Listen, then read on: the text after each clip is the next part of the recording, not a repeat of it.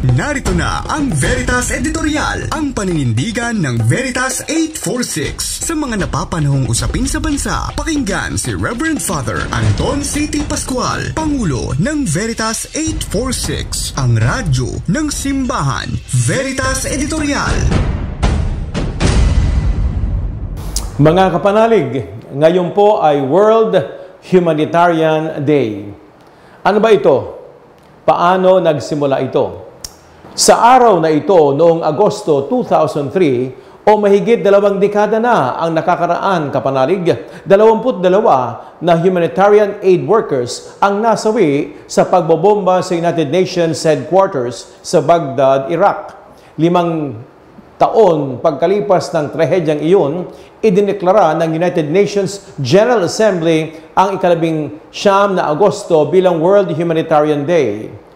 Taon-taon, binibigyang pugay natin ang mga humanitarian workers na naghahatid ng tulong upang makapagligtas ng buhay at maibsan ang paghihirap ng mga apektado ng iba't ibang uri ng kalamidad, digmaan at iba pang krisis gawa ng kalikasan at gawa ng tao. Marami sa kanila ang nagsasakripisyo po ng buhay habang nasa line of duty.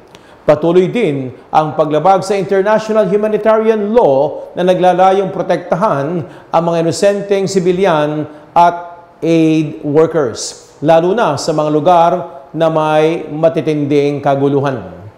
Ayon sa Aid Worker Security Database, halos 600 na aid workers ang naging biktima ng mga pag-atake noong 2023. 280 ang nasawi. 244 ang nasugatan at 91 po ang kinidnap. Mahigit kalahati ng mga kaso ng pagpatay ay nangyari sa unang 3 buwan lang ng gyera sa Gaza. At karamihan sa mga ito ay dahil sa mga airstrikes na ginagawa ng Israel.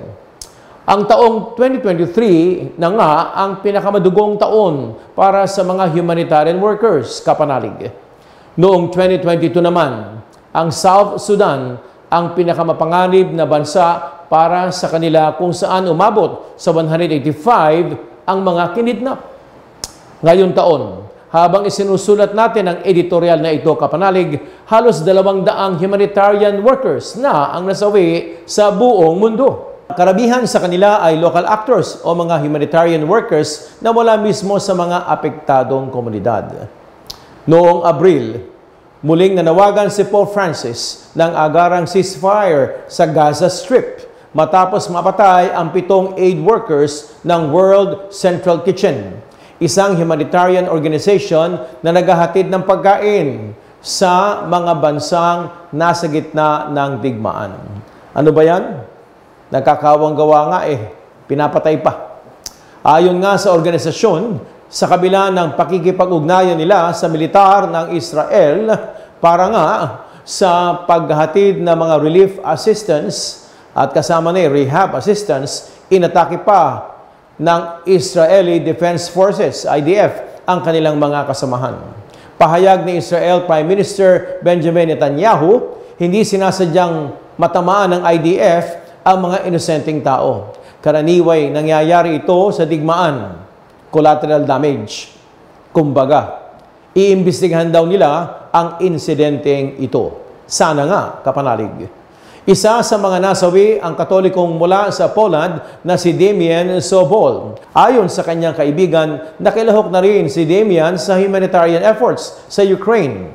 Wala raw siyang kinakatakutan at handang tumulong kahit kanino, kahit mabuhay ang maging kapalit. Marami ng mga Damian sa buong mundo, kapanalig. Mga bayaning tinutularan si Kristo na iniaalay ang buhay para sa iba. Sabi nga sa John 3:16 at 17. Sa araw na ito, iniimbitahan tayong kilalanin ang mga humanitarian aid workers na nagsaserbisyo, naghahandog ng panahon, talento at yaman, pati buhay sa pagsaserbisyo sa kabila ng matitinding panganib. Alalahanin natin ang mga nagsakripisyo ng kanilang buhay para makapaghatid ng tulong sa mga nangangailangan. Hindi lang sila mga numero o istatistika sa mga ulat. Hindi lang sila collateral damage sa madugong gerang sinimulan ng mga kumamkam ng kapangyarihan. Sila ay mga individual na may pamilya, may mga pangarap, may pusong handang tumulong sa kapwa. Sila ay mga individual na nagsiservisyo hanggang sa huling hininga upang makamit ng mundo ang kapayapaan. Kapanalig sila ang mga makabagong bayani.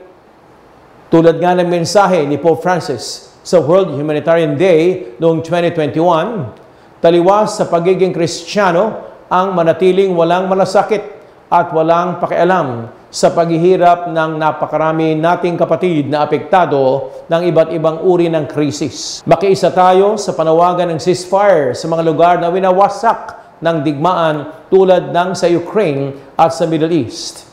Ipanawagan natin ang pagkapalaya sa lahat ng hostages. Ipanawagan natin ang hustisya at pagkapanagot sa mga nagpapairal ng karahasan. Ipagdasal nating manaig ang kapayapaan. Gaya ng wika sa Levitico 26:6. Kapanalig, walang daan sa kapayapaan. The way to peace is peace. Sumainyo ang katotohanan. Inyong napakinggan ang Veritas Editorial. Ugaliing pakinggan ng Veritas Editorial kasama si Reverend Father Anton C.T. Pascual. Veritas Editorial.